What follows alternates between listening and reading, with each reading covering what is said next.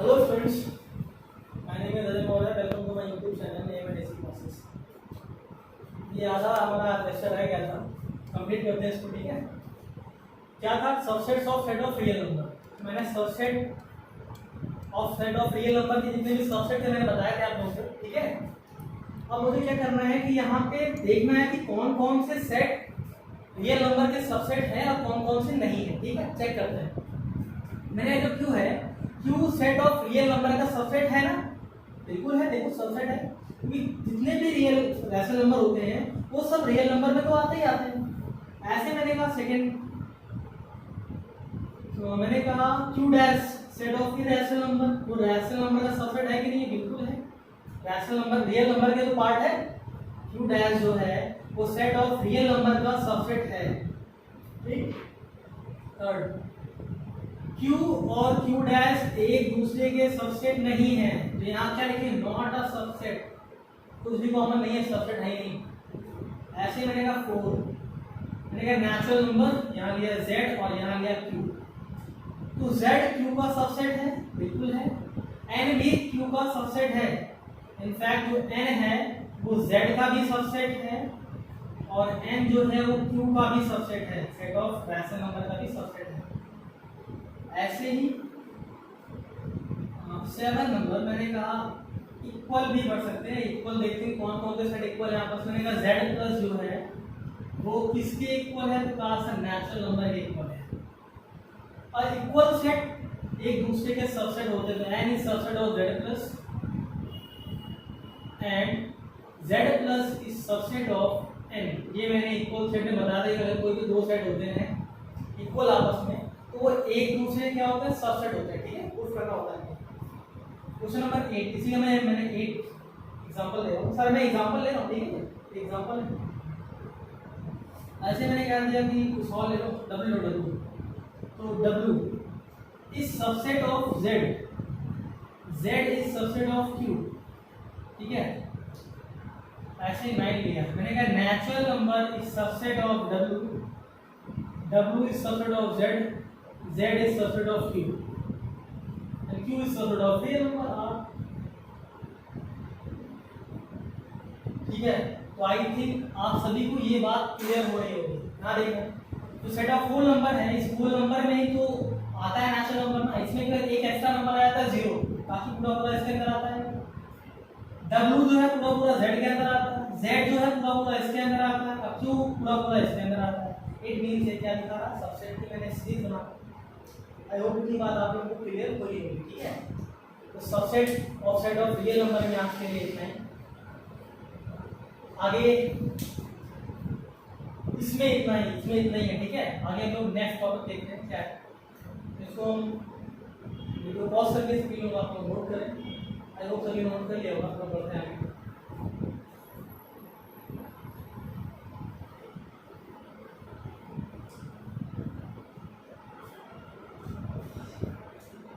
अब यहाँ पे बात आती है इंटरवल की. किसकी बात आती है? Interval. Interval as a subset of real number. Interval as a subset of real number.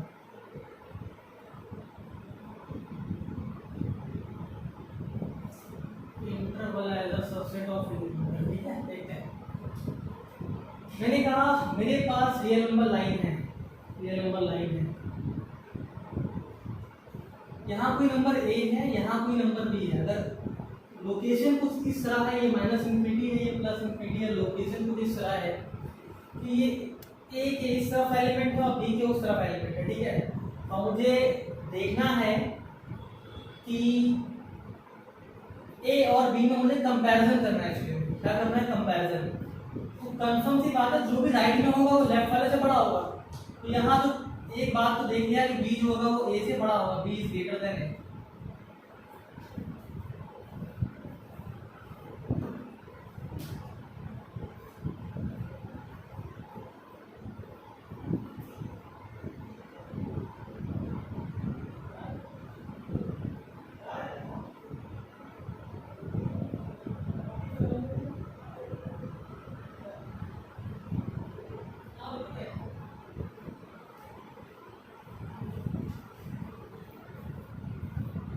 और फिर चलो बी इज ग्रेटर देन ए, यानी यहाँ मैंने बी और ए में कंपैरिजन किया तो बी क्या हो गया, ए से बड़ा है ना, बी इज ग्रेटर देन ए। अच्छा, यानी इधर का राइट साइड में जो भी नंबर होगा लेफ्ट साइड वाले से बड़ा होगा, ये रियल नंबर लाइन की खास बात होती है। इधर जाने पे राइट, लेफ्ट टू राइट जाने पे, लेफ्ट टू राइट जाने पे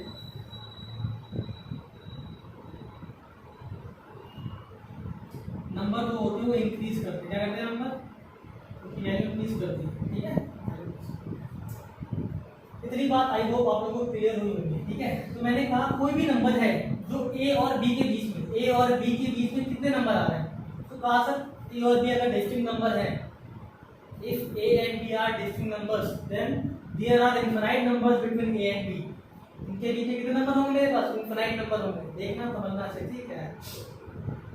मेरा कोई भी नंबर x है जो कि a से बड़ा है और b से क्या है, छोटा है, तो यहाँ जो x होगा वो इसी इंटरवल के बीच में होगा, इन्हीं दोनों एंड पॉइंट्स के बीच में तो कहीं ना कहीं x आ रहा होगा। तो इसी के बेसिस पर इंटरवल चार तरह के डिफाइन किए गए हैं, इसके बेसिस पे एंड को इंक्लूड करते हैं कि नहीं करते हैं, इसके बेसिस पर हम लोगों ने इंटरवल को चार तरह से डिवाइड किया, ठीक है। पहला जो इंटरवल है मैंने कहा जो x है वो a और b के बीच में है, ना तो मैंने a को इंक्लूड किया है ना ही मैंने b को इंक्लूड किया है। a और b क्या है, यहाँ पे एंड पॉइंट्स है, क्या है, एंड पॉइंट्स या फिर बाउंड्री पॉइंट्स बोलते हैं इसको, ठीक है। तो जो x है a से बड़ा है, b से क्या है, छोटा।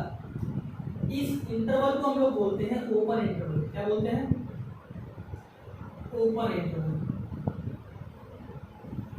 x क्या है, a से बड़ा है, b से क्या है, छोटा है, ठीक है, a से बड़ा है, b से छोटा है। a may be positive, may be negative, b may be positive, may be negative। यहाँ नेगेटिव पॉजिटिव की बात नहीं कर रहा हूँ, यहाँ a और b दो नंबर है जो कि रियल नंबर है, b number right hand side में, a number left hand side में, b जो है a से बड़ा है। मैंने बताया जो x है, x इनके बीच में मैं कोई नंबर ले रहा हूँ, मैंने इन दोनों पॉइंट्स के बीच में कोई नंबर लिया, कौन सा लिया मैंने, x लिया। अब मैंने कहा x जो है, x पे मैंने क्राइटेरिया क्या लगाया कि x की लोअर लिमिट a से जस्ट बड़ी है, b से जस्ट छोटी है। अच्छा जरा आप लोग एक बात बताएं, 1 से जस्ट बड़ा रियल नंबर कौन सा होता है, मैंने कहा 1 है, 1 से जस्ट बड़ा रियल नंबर कौन सा होता है, आप लोग सोचिए जब तक मैं इतना आगे बताता हूँ, ठीक है। दिमाग दौड़ाया, x जो है वो a से बड़ा है, b से छोटा है।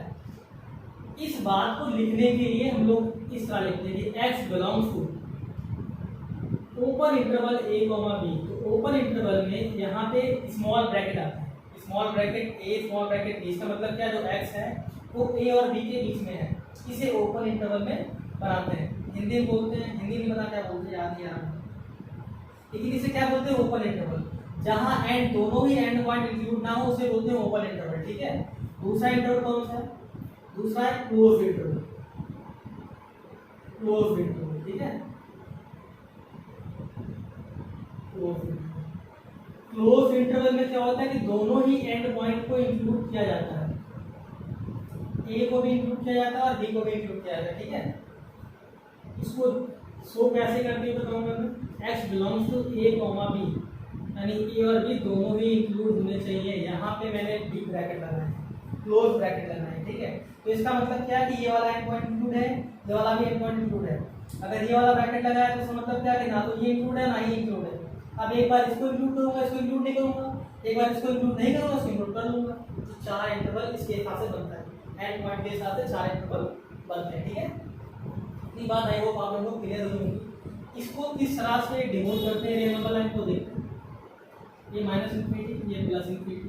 मुझे पता है जो a है b से बड़ा, यहाँ पे a है, इधर कहीं क्या है b, हम लोग क्या करते हैं यहाँ पे सर्कल कर लेते हैं ताकि ये एम्प्टी दिखाई पड़े, मतलब ये वाला पॉइंट जो है वो नहीं आ रहा है, इंक्लूड नहीं करना।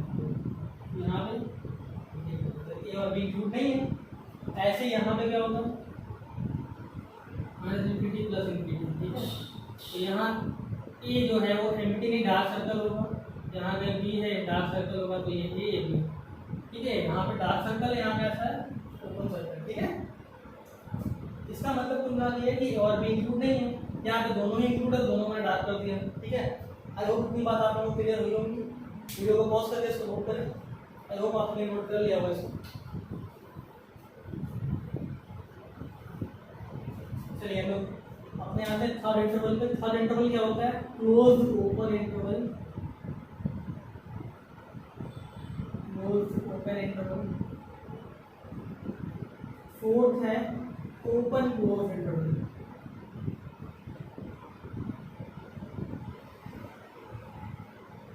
ठीक है, close open interval and open close interval. ठीक है, देखते हैं क्या है। क्लोज ओपन इंटरवल में क्या होता है कि यहाँ पे जो x है, पहला वाला क्या है? क्लोज। क्लोज का मतलब पहला वाला एंड पॉइंट इंक्लूड हो रहा होगा। तो मैंने क्या दिया? x greater than equal to b, और यहाँ मैं क्या दिया? Less than b। दूसरा वाला क्या है? ओपन है। तो ऐसे याद रखना है, पहला वाला इंक्लूड हो रहा होगा, दूसरा वाला इंक्लूड नहीं हो रहा होगा। ठीक है, x is greater than equal to and less than b। जरा इसको रियल नंबर लाइन में शो करके दिखाता हूँ। ये माइनस इन्फिनिटी है, इधर क्या है? Plus infinity. इधर कहीं a है, लेकिन a पे जो सर्कल बनाऊंगा वो कैसा होगा? डार्क होगा, और इधर b पे सर्कल बनाऊंगा कैसा होगा? एम्बिटिव होगा। ठीक है, ये क्या शो कर रहा है? Close open interval. ठीक है, ऐसे ही मैंने कहा ओपन क्लोज इंटरवल क्या होता है। अच्छा, इसको कैसे लिखते हैं? नोटेशन में तो x बिलोंग्स टू, पहला वाला क्लोज है तो क्लोज, यानी a पे क्लोज, b पे ओपन। ठीक है, ऐसे आते हैं ओपन क्लोज इंटरवल में। तो ओपन क्लोज क्या होता है बताया मैंने कि पहला वाला जो होगा वो इंक्लूड नहीं होगा एंड पॉइंट, दूसरा वाला एंड पॉइंट इंक्लूड होगा। देखो इसके बीच के सारे नंबर तो आ ही रहे हैं, साथ साथ में एंड पॉइंट पे क्राइटेरिया लगा रहा हूँ कि and point may be included, may not be included. थोड़ा सा अगर आगे मैं पढ़ाऊंगा परमुटेशन कॉम्बिनेशन, तो दोनों एंड पॉइंट के पास दो दो चॉइस थी, तो 2 इंटू 2 करने पे 4 आ गया। डिपेंडेंट इवेंट है। फिलहाल तो मैं बात बताऊंगा। फिलहाल कितने हैं? 4 इंटरवल हैं। 4 इंटरवल 2 3 के चौथा है। पहला वाला एंड पॉइंट इंक्लूड नहीं है, दूसरा वाला एंड पॉइंट क्या इंक्लूड है। तो इसको कैसे लिखेंगे? मैंने कहा x बिलोंग्स टू a पे है ओपन, b पे है क्लोज, a, ठीक है। अच्छा, इसको कैसे डिनोट करना है? तो आई थिंक आप लोग खुद कर सकते हैं। माइनस इन्फिनिटी प्लस इन्फिनिटी, पहला वाला क्या है? इंक्लूड नहीं हो रहा है, तो पहले वाले a पे क्या करना है? Empty circle. इधर b पे क्या करना है? डार्क सर्कल करना है, डार्क सर्कल। ठीक है, आई होप इतनी बात आप लोगों को क्लियर हुई होगी। अब जरा कुछ सोच समझ के बताएं। पहले तो वीडियो को पॉज करके इसको नोट कर लो, तब मैं इसे बताता हूँ आगे की बात। आई होप सभी ने इसको नोट कर लिया होगा। ठीक है,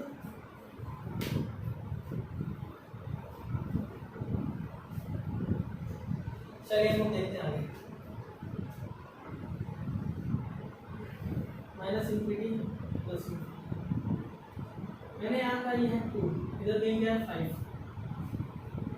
2 को मैंने मान लो इंक्लूड कर लिया है, 5 को इंक्लूड नहीं किया है। ठीक है, अब जरा पहले मुझे ये बताएं सभी लोग, इसका मतलब क्या कि x is greater than equal to 2 and less than 5। Denote कैसे करेंगे? x बिलोंग्स टू 2, 5 इंक्लूड है, 5 इंक्लूड है। तो इधर का नंबर हमेशा लोअर लेंगे, इधर का नंबर अपर लेंगे। तो x is greater than equal to this and less than equal to this. Confirm है ना? बीच में आएगा तो इंक्रीज कर दीजिए, तो यहाँ छोटा यहाँ बड़ा होना चाहिए। ठीक है, इंक्रीजिंग ऑर्डर में आता है रियल नंबर लाइन।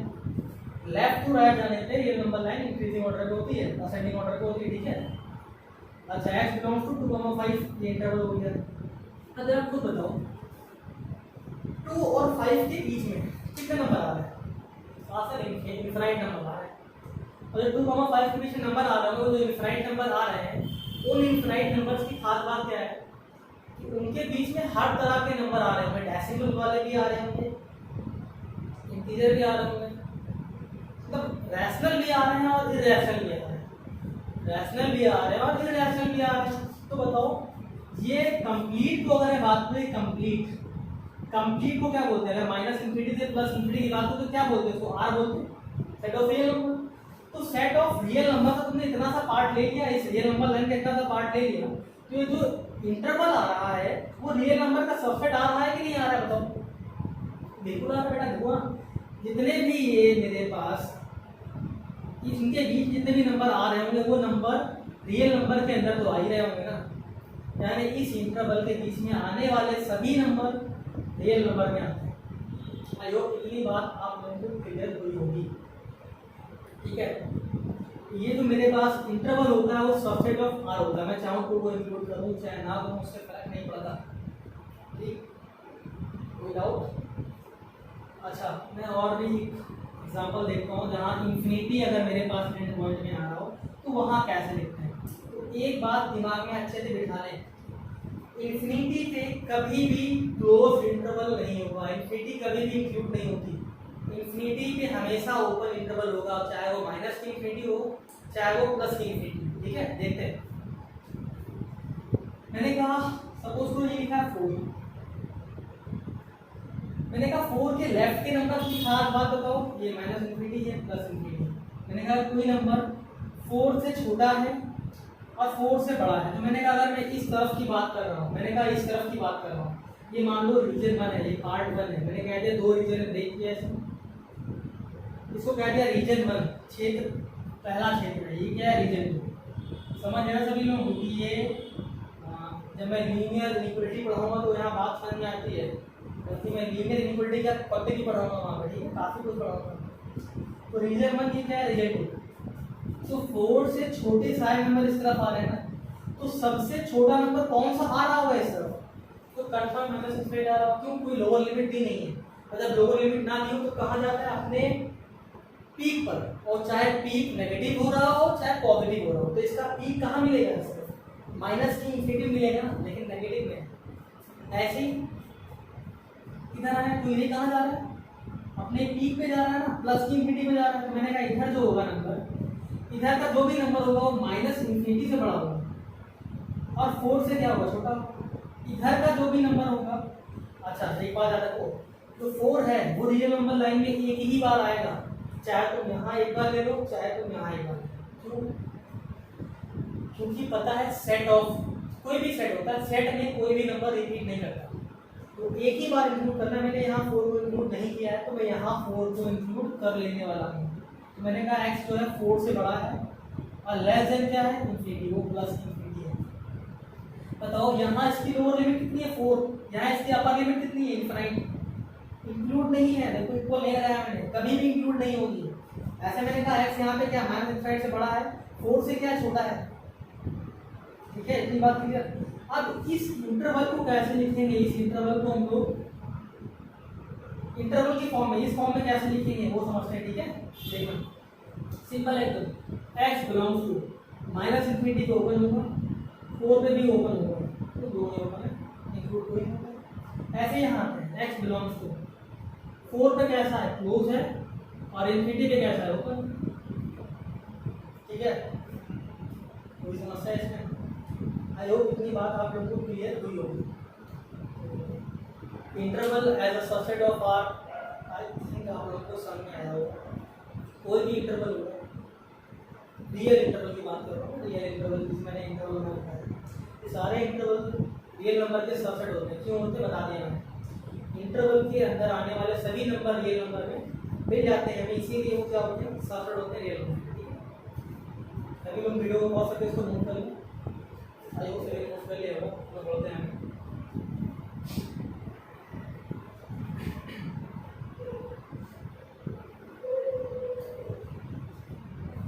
ये बात हुई सबसेट की। ठीक है, अब सबसेट में एक बात आती है प्रॉपर स्ट्रक्चर। क्या आती है? Proper structure. देखते हैं प्रॉपर सबसेट चलो। Proper subset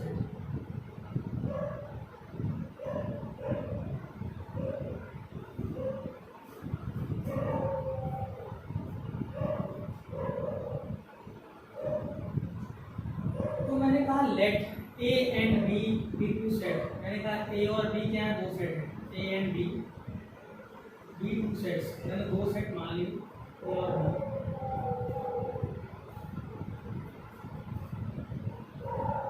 If every element of set A, every element of set A is also the element of set B, and there should be at least one element in set B which is different from element of set A, then set A is said to be proper subset. Then set A is said to be proper subset of set B. Language बहुत लंबा समझ लिया मैंने, पहले speaking नहीं थी, मैंने हिंदी लिख दिया। देखते हैं, समझाते हैं, ठीक है, पहले डेफिनेशन समझाते हैं। मैंने कहा कोई सेट है ए, ठीक है,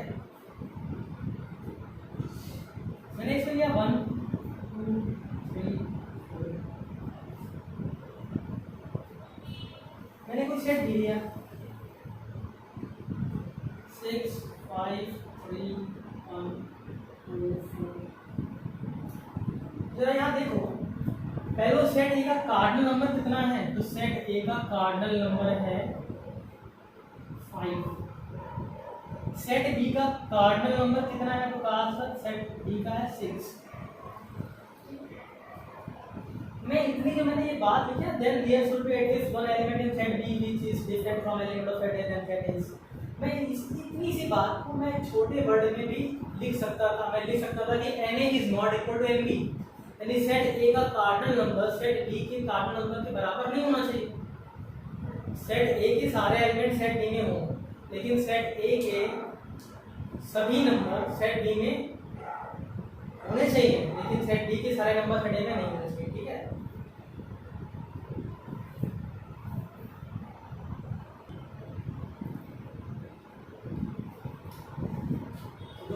प्रॉपर सबसेट होता है, तो मैं प्रॉपर सबसेट को चाहूँ तो ऐसे बना सकता हूँ कि जो Na है, Na is not equal to Nb, Na Nb के इक्वल नहीं होना चाहिए। सेट ए के सारे एलिमेंट सेट बी में होने चाहिए, लेकिन सेट बी में कोई ना कोई एक एक्स्ट्रा एलिमेंट जरूर होना चाहिए जो कि ए का एलिमेंट ना हो। It means Na is not equal to Nb। देखो ना, Na Nb में इक्वल आ रहा है क्या, यहाँ से मैंने कंक्लूड किया Na is not equal to Nb। तो इतने लंबे चौड़े वर्ड लिखने से अच्छा था मैं ये भी लिख सकता था। क्या मैंने एग्जांपल के बाद क्लियर कर दी, ठीक है। तो दिखाई पड़ रहा है कि A जो है वो B का सबसेट है, A is subset of B, ठीक।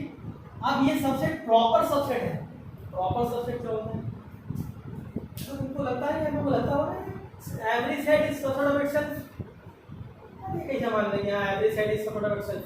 तो ये जो एक मैथ्स में थोड़ा सा क्या होता है, लगता है कि इधर है, प्रॉपर चीज नहीं हो रही है, खुद कोई खुद का हो सकता है, मान लिया चलो हो जाता है, लेकिन वो बात को अगर उस बात को मैं एक्सक्लूड कर दूं, वो बात अगर मैं हटा दूं कि every set is subset of itself, वो बात अगर मैं ना लूं, वो बात अगर मैं ना मानूं, तो जितने भी सबसेट होते हैं वो सारे प्रॉपर सबसेट होते हैं। तो जितने भी सबसेट होंगे वो सारे क्या होंगे, प्रॉपर सबसेट होंगे। अदरवाइज प्रॉपर सबसेट कोई खुद का प्रॉपर सबसेट नहीं होगा। देखो every set is subset of itself, but reverse is not true. Reverse का मतलब क्या है कि every set is not proper subset of itself. तो प्रॉपर सबसेट में केवल अगर मैंने 2 की पावर n लिख पाया था प्रोडक्ट सबसेट, तो प्रॉपर सबसेट कितना है 2 की पावर में n। अब माइनस कर देंगे हम लोग अलग से 1 हम लोग माइनस कर देंगे, क्योंकि मैंने 1 कौन सा माइनस किया है कि वो जो खुद वो सेट आ जा रहा है ना, वो सेट मैंने हटा दिया बस, ठीक है। तो इतनी बात क्लियर हो रही है। तो A is subset of B, but A is not equal to B, लेकिन A B के इक्वल नहीं है। तो हम लोग क्या बोलेंगे, देन सिंपल सी बात क्या है, A is subset of B, but A is not equal to B, then A is said to be proper subset of set A, sorry set B, ठीक है। Then A is said to be proper subset of set B। इसके साथ साथ एक बात और भी होती है, देखिए ना, ठीक है। B is said to be, ये मोस्ट इंपॉर्टेंट बात है, B is said to be super set of set A. देखो सेट ए क्या है, प्रॉपर सबसेट है, और बी क्या है, बी जो है, B is said to be super set of set A. जो सेट बी है वो सेट ए के लिए क्या है, सुपर सेट है, ठीक है। आई होप इतनी बात आप लोगों को क्लियर हो गई होगी। सभी लोग वीडियो को पॉज करके इसको नोट करें। आई होप सभी ने नोट कर लिया होगा। तो बढ़ते हैं आगे। तो प्रॉपर सबसेट के साथ साथ मैंने यहाँ पे एक बात और बताई, क्या बताई, सुपर सेट, ठीक है। तो सुपर सेट, ये सब सभी लोग इसको साथ में नोट कर लें, ठीक है। चलिए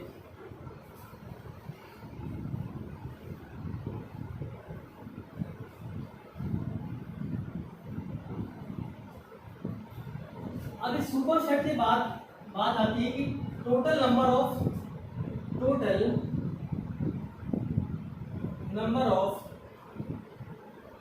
प्रॉपर सबसेट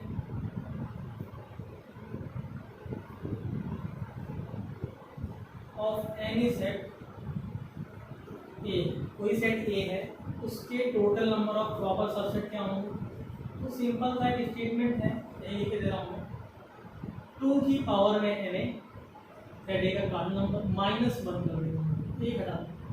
वो मैंने एक कौन हटाया, खुद सेट ए को मैंने हटा दिया होगा, ठीक है। तो इतनी बात क्लियर हो गई आपको। अब यहाँ हम लोग बात करते हैं यूनिवर्सल सेट। इंपॉर्टेंट टॉपिक है यूनिवर्सल सेट है, इसके बाद आएगा पावर सेट, ठीक है। यूनिवर्सल सेट का इसके पहले हम लोग पावर सेट नहीं आते हैं, ठीक है। पहले पावर सेट देखते हैं। बहुत सिंपल सी बात, मैंने कहा set of all subsets of any set A is said to be power set of set A. It is denoted by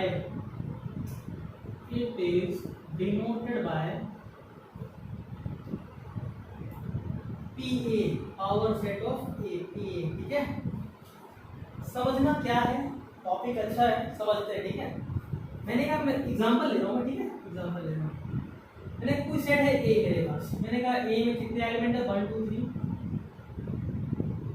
तो इस सेट ए के क्या क्या सबसेट बनेंगे तो जानते हैं। 5 एक सबसेट बनेगा इसका, और वो एलिमेंट जिनमें केवल एक ही एलिमेंट आ रहा है, यानी वो सेट जिनमें केवल एक ही एलिमेंट आ रहा है, सिंगलटन सेट, तो 1 आ गया।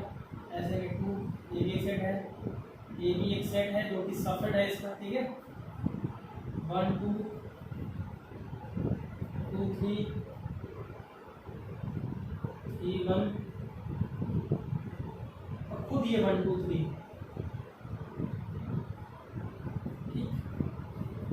इन सबको कॉमा से सेपरेट करने के बाद अगर मैं कर्ली ब्रैकेट के अंदर बंद कर दूं तो ये जो सेट आएगा, ये सेट क्या है, पावर सेट ऑफ सेट ए। ये क्या है, पावर सेट ऑफ सेट ए। तो यहाँ से मैंने एक और बात कंक्लूड करी, देखो यहाँ पे सिंपल सी बात चली थी, set of all subsets of any set ए। तो सेट ए लिखा मैंने, इसके सारे सबसेट लिखे मैंने, इन सारे सबसेट को कॉमा सेपरेट किया और कर्ली ब्रैकेट्स के अंदर बंद कर दिया। तो ये मेरे पास क्या बन गया, पावर सेट ऑफ सेट ए, ठीक है। अब मैं यहाँ पे एक बात कंक्लूड करने वाला हूँ, ये भी तो एक सेट है ना, power set of set A is a set ना, सेट ही तो है। लेकिन इस सेट के जो एलिमेंट है वो खुद सेट है, देखो। यानी यहां से मैंने एक बात कंक्लूड करी कि element of any set, element of set may be itself a set, ठीक है। इस सेट का एलिमेंट खुद एक सेट हो सकता है, ये बात मैंने यहां से कंक्लूड करा। देखो ना, इस सेट के अंदर कौन कौन से एलिमेंट आ रहे हैं, तो तुमने कहा 5 आ रहा है, 5 बिलोंग्स टू पी ए। अगर मैं लिख के बताता नहीं हूँ, मैंने कहा फाई जो है वो सेट ए में बिलोंग कर रहा है, phi belong to set sorry P A, phi belongs to set P A, जो आ रहा है बिल्कुल आ रहा है, इसका एक एलिमेंट है। ऐसे मैंने कहा one belongs to P A, one क्या ये वन नहीं है, सेट वन है, set one is belongs to P A. अगर किसी ने कह दिया कि sir one belongs to P A, भाई गलत बात है ये, one does not belongs to P A, one इसका एलिमेंट कहीं नहीं है, ठीक है, वन इसमें कहीं भी नहीं आ रहा है। आई होप इतनी बात क्लियर हो रही होगी आप लोगों को, ठीक है। कोई कह दे two belongs to P A, हाँ गलत बात, two does not belongs to P A. ऐसे मैंने कहा वन टू, हाँ वन टू बिलोंग करेगा, बिल्कुल करेगा, one two belong to set P A. Two three belong करेगा पी ए। ये सेट देखो, ये क्या है, इसके एलिमेंट है, ये क्या है, इसके एलिमेंट है, ये सारे इसके एलिमेंट है। तो मैंने बताया ना कि element of set may be itself a set, इस सेट का एलिमेंट खुद एक सेट भी हो सकता है। इतनी बात नहीं हो तो आप लोगों को क्लियर हो रही होगी। वन वन कहीं भी इस सेट के अंदर नहीं आ रहा है, टू कहीं भी सेट के अंदर नहीं आ रहा है, वन कर्ली ब्रैकेट यानी कि ये जो सेट है, ये सेट है, इस सेट वन के अंदर देखो, ये वन जो है एलिमेंट वो इस सेट के अंदर आ रहा है, ये सेट खुद इसका एलिमेंट है। One does not belongs to P A, three does not belongs to P A, three does not belongs to P A, ठीक है। कोई समस्या? कोई कहते sir singleton set five belongs to P A, गलत बात है, ये भी पी ए बिलोंग नहीं करता है, does not belongs to P A, काट दिया। आई होप इतनी बात आप लोगों को क्लियर हो रही होगी। तो यहाँ से एक नई बात हमारे सामने आई कि element of set may be itself a set, set का एलिमेंट खुद एक सेट भी हो सकता है। आई होप इतनी बात आप लोगों को क्लियर हुई होगी। सभी लोग वीडियो को पॉज करके इसको नोट करें। आई होप सभी ने नोट कर लिया होगा। वो बोलते हैं आगे।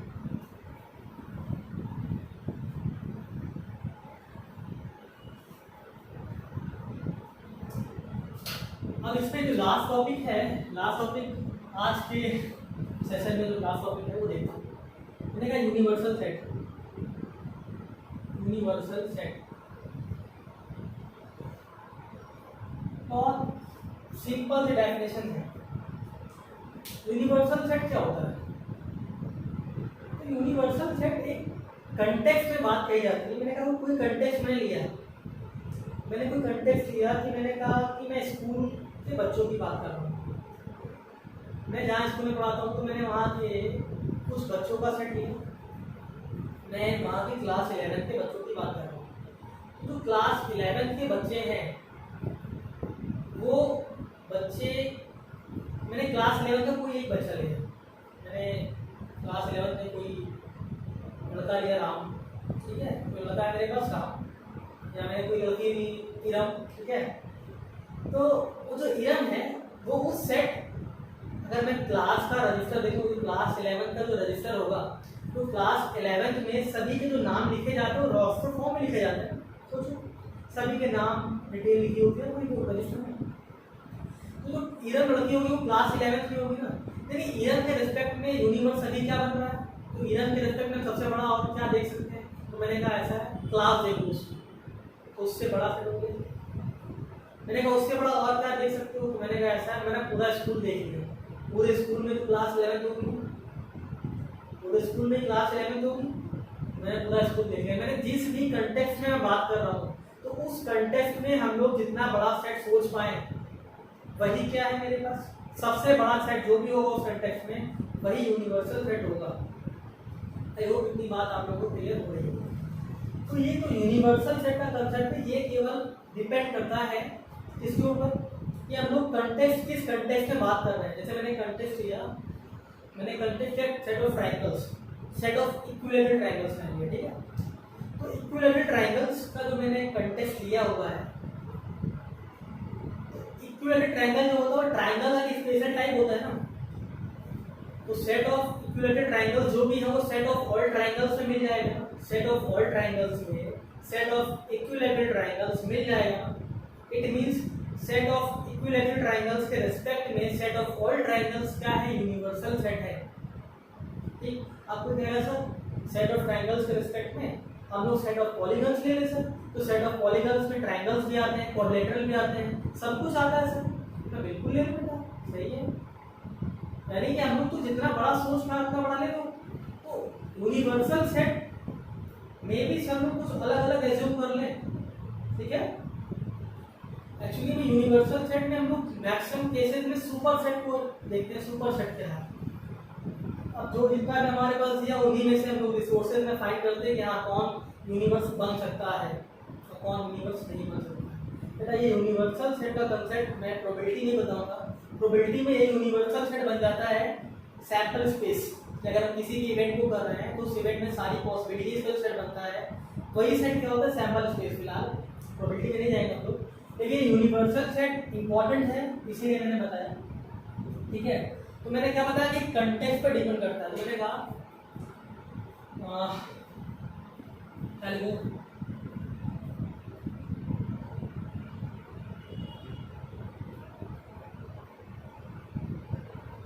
मैंने बताया थी कि जिस भी कंटेक्स्ट में बात कर रहे हैं उस कंटेक्स्ट में सबसे बड़ा सेट तो फिर क्या लिखें,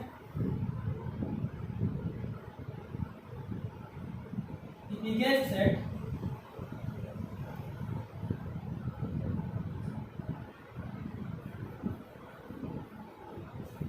यूनिवर्सल सेट की डेफिनेशन कैसे लिखें, set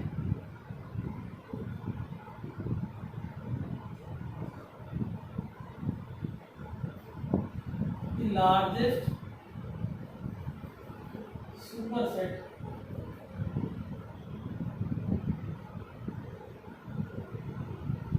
of any set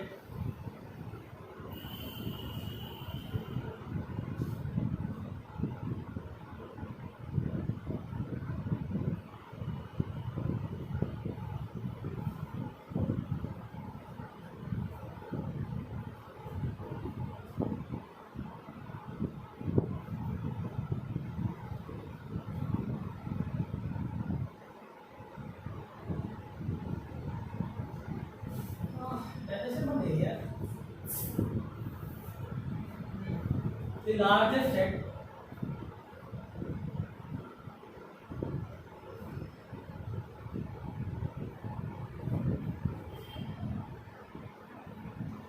simple definition क्या है, डेफिनेशन की कोई नीड नहीं है, मैंने यूनिवर्सल सेट का कंसेप्ट मैंने क्लियर कर दिया। यूनिवर्सल सेट क्या होता है मैंने एग्जांपल से समझा रहा हूँ। देखो मैं जिस भी कंटेक्स्ट में बात कर रहा हूँ, जिस भी कंटेक्स्ट को मैं कंसीडर कर रहा हूँ, उस कंटेक्स्ट में मैं जितना बड़ा सेट सोच सकता हूँ वही क्या मेरे पास यूनिवर्सल सेट है, ठीक है। क्या लिखो बननी नहीं एग्जांपल देखो, पहला मैंने क्या बताया कि मैंने कहा set of all equilateral triangles equilateral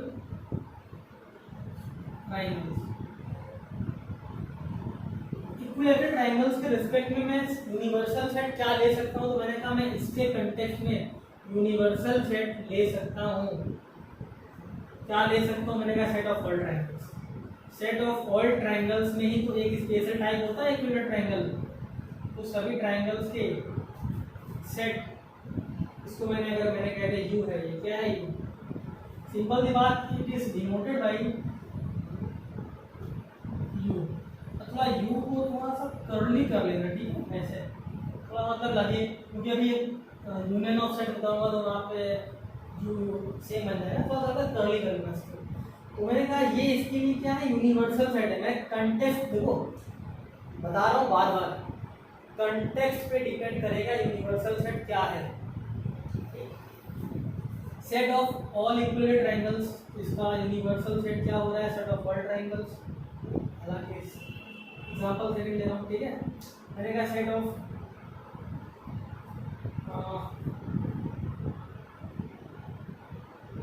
students of class 11, set of students of class 11 in B and BIC defense colony।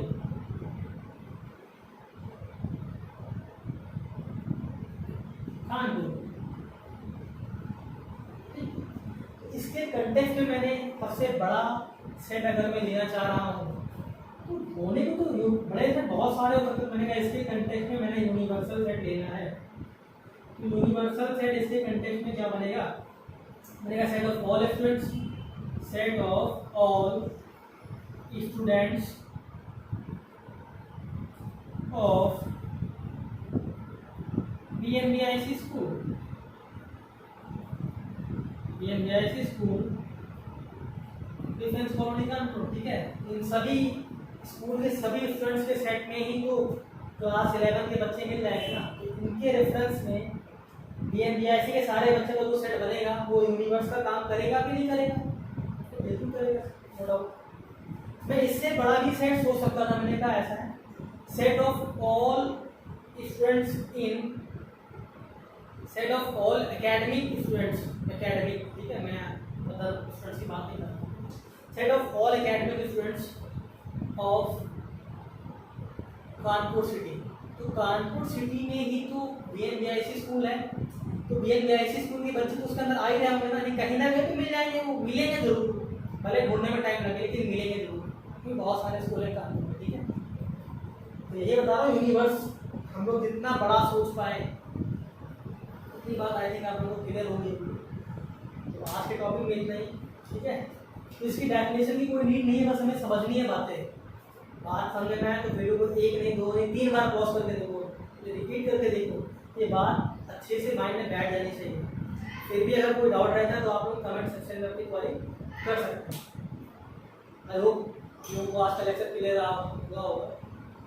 Thank you so much.